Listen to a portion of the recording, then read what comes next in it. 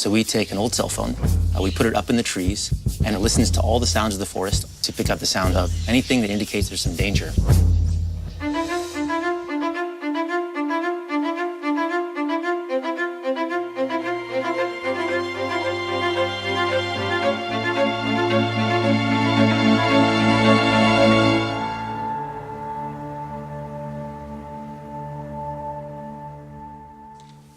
Já tem um caminhão aqui para carregar as madeiras que estão derrubadas, né? E aqui está a nossa floresta sendo desmatada pelo madeireiro. Tá? No ponto de vista de vocês estão achando bom o que está acontecendo na nossa floresta? Não. Por quê? Porque está acabando as frutas, não tem mais árvores. E você, Isaac? O que você acha? Estão cortando madeira, aí não chove muito aqui. Quando eu era pequeno, tinha muita fartura. Agora já está para todo mundo ver, né? Os estragos da floresta que está feita. Já é uma floresta totalmente furada, né? A floresta, para nós, é tudo na vida. A invasão traz a devastação, acaba com tudo que tem na floresta, acaba a floresta em si.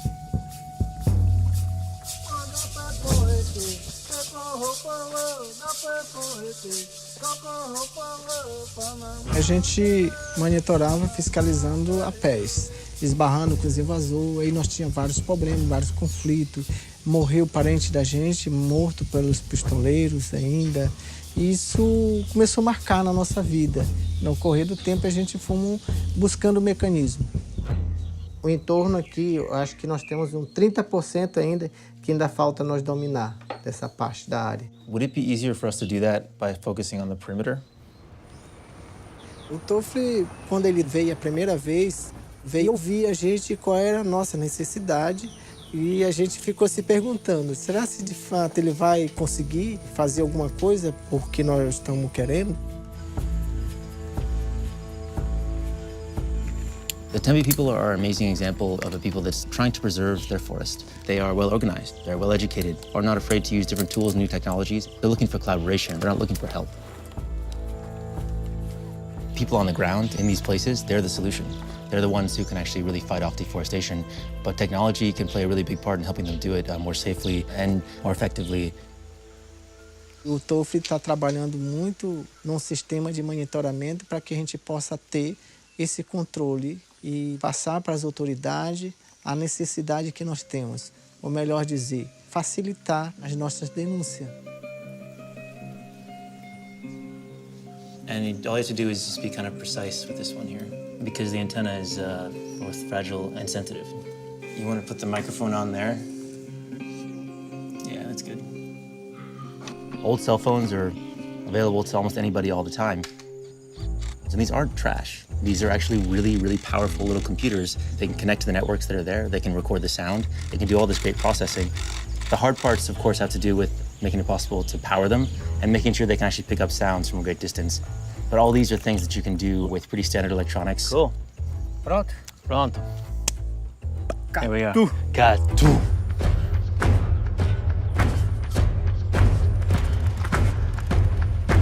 The Tembe themselves have at most 30 rangers, 30 warriors that are able to sort of patrol the area and take responsibility for protecting it. And yet we're talking about an area that's huge.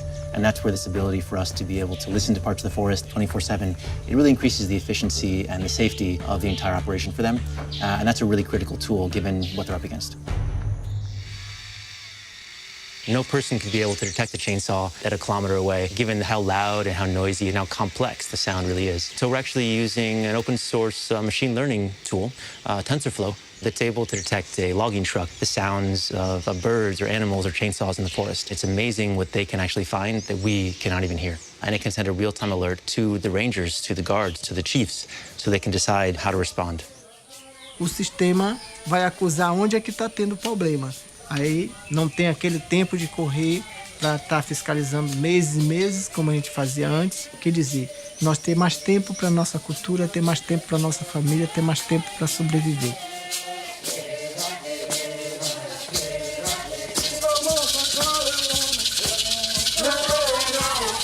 Um povo sem cultura não é ninguém.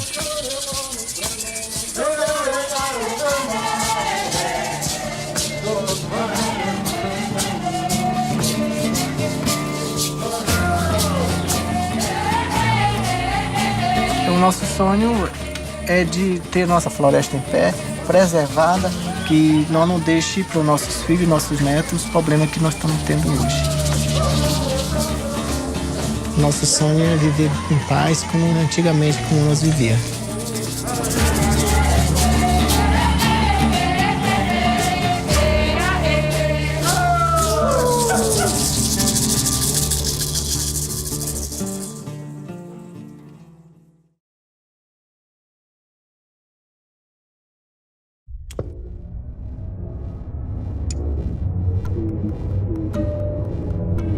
So this is our mobile soundscape exhibit. Where do we go from here? Sound waves are just vibrations in the air. Signal audio. Such a vast and strange environment. World of music. As long as you have curiosity, you know there's life. When I look out to the ocean, I get that same feeling as I do when I look up into the stars.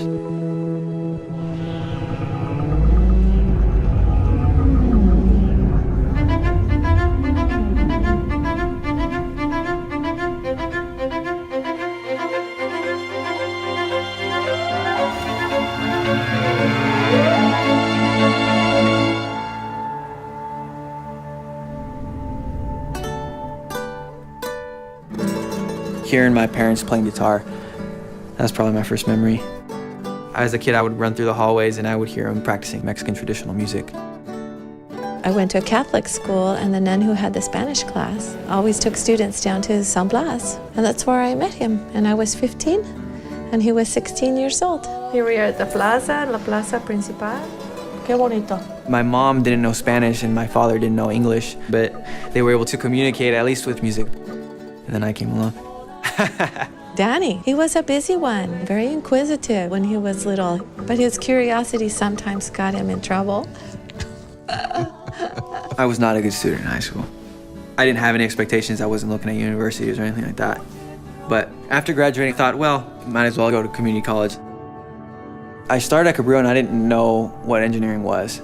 As far as I was concerned, it was like a mechanic or something like that. But I started taking some math classes and it was different. You know, there's lots of types of students. The majority of the students, they want the equation so that they could calculate a number. And then there are students who actually try to understand. That's Daniel. I would always question things. I would always wonder like how light works, like why the waves are crashing the way they do. And when you start looking at physics and learning about these sound waves are just vibrations in the air and how we can represent those mathematically, my eyes opened to like a new world. And that's, I think, when it clicked that I knew I wanted to do engineering. Cabrillo College held a symposium where they connect students to research institutions. It was really interesting what Danelle and John were doing. Daniel had a musical background. That's an important part of working on audio, is you have to have an understanding of the way sound works. Light may reach a couple hundred meters in the ocean. Sound can travel thousands of miles. It's not a surprise that many life forms use sound for communicating. Blue whale is the largest animal to have ever lived on Earth, including bigger than any dinosaur. They vibrate your body. They're incredible to hear. The scientists at MBARI wanted to figure out a way to listen in and count how many blue whales there were. So the process that we're using involves recording audio from the ocean 24 hours a day, 7 days a week, but that's a lot of information. Too much information for a human to try to look at and listen to. We were able to turn those sounds to spectrograms, which are just images or mappings of what sound looks like, and fed those images into TensorFlow, this machine learning tool. Machine learning is getting the computer to be able to pick up patterns. It allows us to take a mammoth pile of data and distill it into something meaningful so that we can do the analysis. We want to understand how and when they're using all these calls, because that can help us understand their ecology. It can answer a lot of questions about the way we are affecting the marine environment and how we can help conserve it. Daniel was key in developing the software to automatically find calls for us. Daniel started with the artistry of sound and found a meeting place with the science of sound. That note is this note here. Ultimately, both of those experiences, they're from the same source. That is sound energy varying in frequency through time. That's what makes music, and that is the signal we analyze. The whales are communicating something to each other. I don't know what it is, but it made me think about how music is a way of communicating. Just like going back to my parents and how they met each other. They were doing the same thing. When I was a kid, I didn't think I was going to be a scientist or an engineer. And especially as I grew up, I didn't think I was capable of doing it. School was hard for me, and it still is hard for me. I don't know if I found my passion. I find myself so interested in a lot of different things. But knowing that I'll never stop learning makes me feel pretty lucky.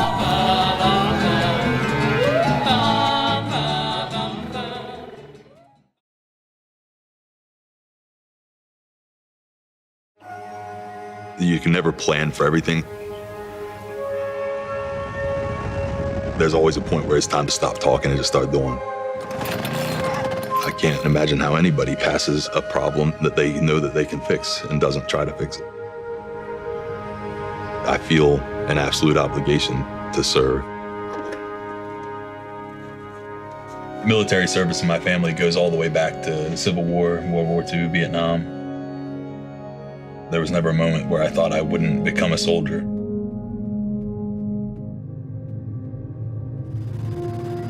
I did 2 tours in Iraq as a helicopter pilot.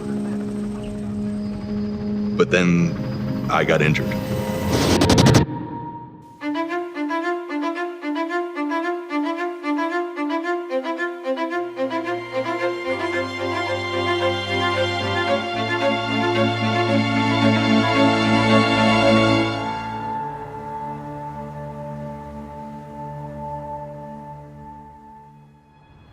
One day you're a soldier, and then overnight, they rip off that tag and slap veteran on your chest.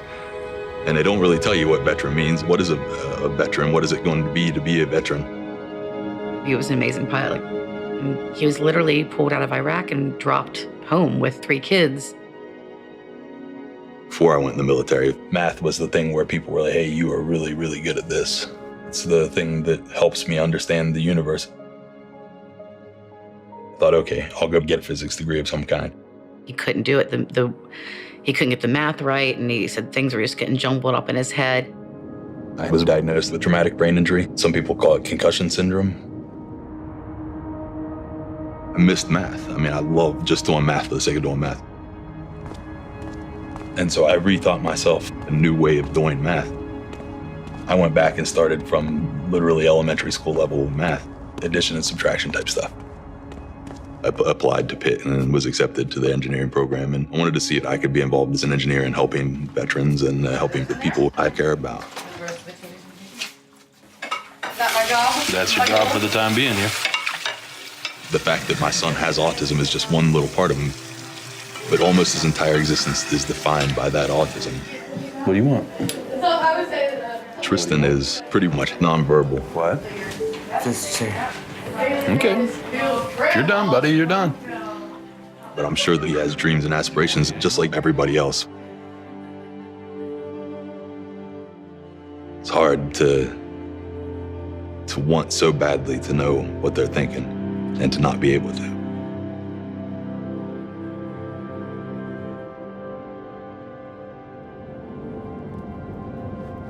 I found that there was a field called rehabilitation engineering.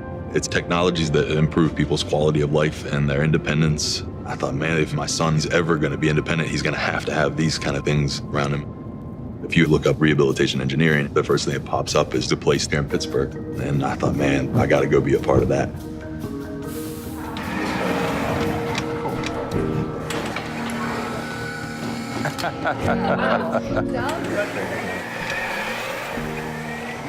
It's kind of like Willy Wonka and the Chocolate Factory, except for it's robots instead of Oompa Loompas. Our vision is a world where everyone with a disability can participate on a level playing field to their greatest extent possible. That would be great. The right thing to do is to make things not just able to be used, but to be used with the same sort of joy or ease as I do. We want to lift people up to be at eye level with the person I have a conversation with. climb a curb without it being this huge, drawn-out, dramatic thing because the curb cut's not anywhere nearby. To create an arm that can open a door but also grab an egg. To help transfer someone from a chair to a bed or to a toilet. I prepare the software to support the research that we do. We were incredibly inefficient on the computing side. So the biggest change I think that I've helped to make is to sort of standardize the technologies we use so that they're not a barrier. So Android is this underlying platform that you can just do anything with. It has such an active community of people designing and innovating so that we can bring in somebody else's tools to solve a problem so that we don't have to learn a new technology each time. We can just start working. The type of person I think that has a propensity to join the military has a feeling of service and commitment to something greater than themselves. That's it. Okay.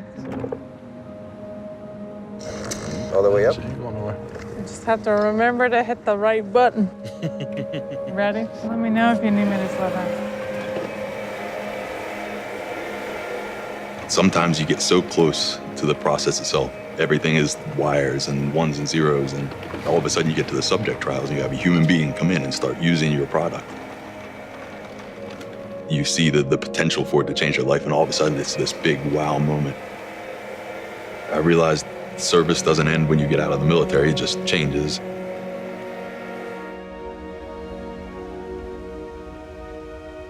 They're so tough, my children. They're so much tougher than I am. Every now and then I'll see them solve a problem. I'm like, man, if they can do that, they're gonna be just fine. Those moments come to me and I feel such peace all of a sudden. Will I ever get to talk to my son? That's something I think about every day. Of course I'm hopeful. And that's part of why I became an engineer, it's part of why I get into this field.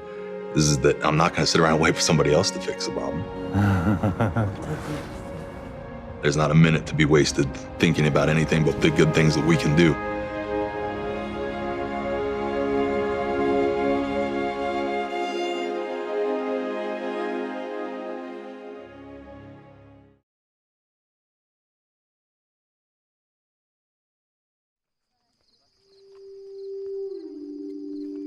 As an Indigenous woman, I grew up with stories. Stories explain the world, and science explains the world. And oftentimes people are like, well, there's a huge split between tradition and science. And it's like, actually, no. A lot of tradition is just explaining science in a way that communicates to the masses.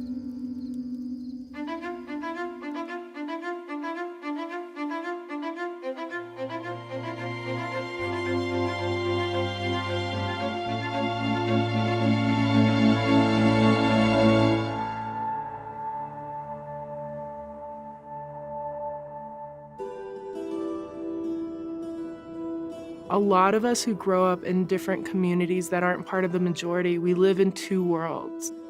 You can often feel sort of isolated. I'm Stockbridge Mohican Munsee.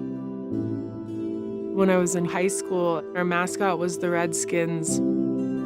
They had this big porcelain native that they would bring out. This girl came up to me one day and she's like, I'm so sorry they're doing this to you. And I was like, what? That's when it clicks, like, oh, people see that and they think of me? My culture is rich and it's complex, but it's definitely not a cartoon. I felt like an outsider and I ran away. Here I was, like, hopping buses and living on my own and feeling sort of lost. I needed an outlet to express myself. So I started a blog. I would write these rambly rants about Indigenous issues, and people started giving me advice, all of it unsolicited, but all of it exciting because it means somebody's hearing me. I remember one of the comments was like, if you're serious about changing this, you would go to school. I think a lot of seeds sort of fall, but that was the seed that was sort of planted, and it was kind of like, yeah, I do want to go to school, but I don't really know how. I didn't know anyone in my direct family that went to college. So it was like, who do I talk to? Who do I ask? And I think that's where I realized, like, okay, it's not just about how to go to college. It's about what college, how to pay for college. There's a lot of acronyms in this alphabet soup that I didn't understand. But I made it my mission to understand all of this. And then I made out a plan. Instead of a mainstream school, I knew I wanted to go to a tribal college.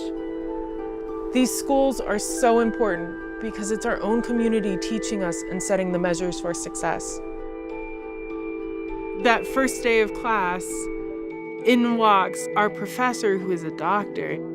It sort of blew my mind because I've never met somebody who was a doctor who was Native American. I was finally around other students who were similar to me in a larger sense. No one here has ever asked me why I don't look like Pocahontas or if I live in a teepee. However you are, that's Native. It really helped me develop my confidence, and that's such an important part of pursuing things. And so I went from like how to go to college and how to pay for college to what comes next in college. Everyone has internships. And so it's like, well, how do I get an internship? Like, where are internships offered? I got an internship in DC at the American Association for the Advancement of Science, which is one of the oldest science organizations in America.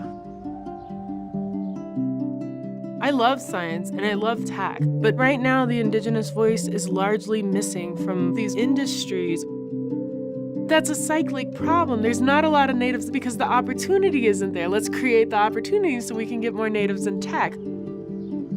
If you asked me years ago if I would ever be invited to the White House, legally invited to the White House, or flown to New Zealand for research, or organized American Indian hackathons, I wouldn't fathom those things. I would dream about those things, but I wouldn't actually see how to go from A to B. Robin is trying to open a whole new world to her peers. They see through her example that they too have that potential. No dumb question. There's nothing wrong with not knowing something. There's no opportunity that you're not allowed to at least try for. There's often this idea that in order to get opportunities, we have to leave the res, but I feel like we need to start looking at creating these opportunities on the reservation. You can be a researcher, you can be a computer programmer, you can do this, and you can bring your culture with you.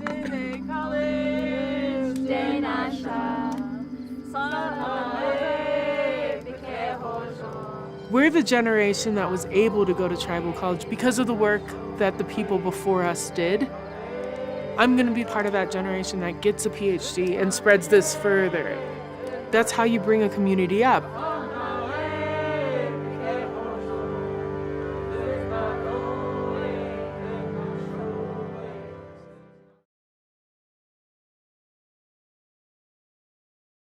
I often look at the news to find problems around the world.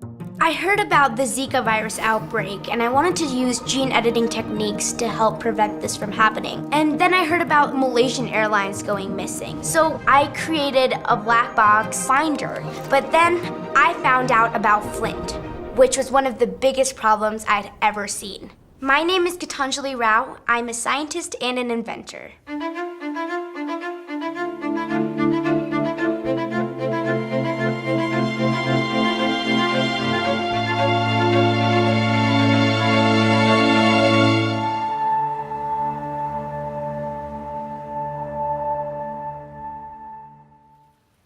In 2014, Flint switched their water source from Lake Huron to the Flint River, which caused lead contamination in drinking water. The part that hit me the most was that there are all these children who don't deserve unclean water to drink. I wouldn't want that to happen to me or my family, so why should it happen to them? I I saw my parents testing for lead and other contaminants in our drinking water, and it wasn't reliable, it was inconvenient. The current test for lead can take up to 2 weeks. That is quite expensive and is very laborious to get a result. So what I wanted to do is create a lead in water detection tool. I came across this new technology using carbon nanotube sensors and wanted to expand the idea to detect lead in drinking water. In the beginning, I wasn't even sure if this idea would even work. I needed guidance and I needed a lab. When I met Gitanjali, I thought that she conducts herself pretty much like an adult. She's combining the skills of an engineer, of a scientist, of a designer. So we decided to partner up with her because we have a common goal to provide safe drinking water. When they offered me the lab space, I come home and I start screaming my head off. It's like, ah, or something like that. I was so excited. I knew that if I could get this to work, I could help so many residents of Flint. My device is named Tethys after the Greek goddess of fresh water. To create Tethys, I went through a lot of different versions, and now it's a 3D printed, fully wired device. In order to test for lead in your water using Tethys, you attach a disposable lead sensor cartridge specially treated with chloride ions. If the water has lead, it sticks to the chloride ions and causes resistance to the flow of current. So the more resistance, the more lead. To display the results, I wanted to create an app. So I used Android App Maker because that's what was easiest for me for my first time creating an app. I connected the device to the phone using Bluetooth, and I could see my results of either safe, slightly contaminated, or critical. She's just amazing. She's taking advantage of that knowledge and that passion to build something that is for the benefit of humanity.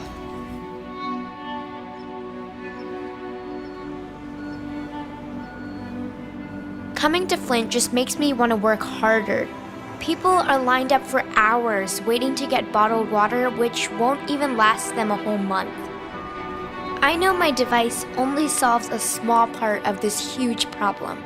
But if people can test their water themselves, that gives them the power to do something about it. Society tells you that you can't do certain things because you're a child or because you are a female. Seeing someone like Gitanjali, so eager, so smart, so prepared, she's pushing the envelope, not only for herself, but for other generations to come.